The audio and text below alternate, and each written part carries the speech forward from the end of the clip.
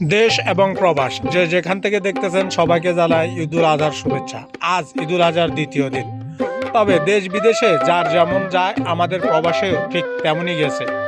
গতকালকের এই ভিডিওটি ছিল, তো গতকালকে আমরা সাউথ আফ্রিকা এখানে কোরবানি দিয়েছি। আমরা টোটালি তিনজন বলতে আমার সাথে আমার এক পার্টনার ছিল, আর আমরা দুই ভাই, আমরা 4টি ভেড়া এখানে জবাই করছি।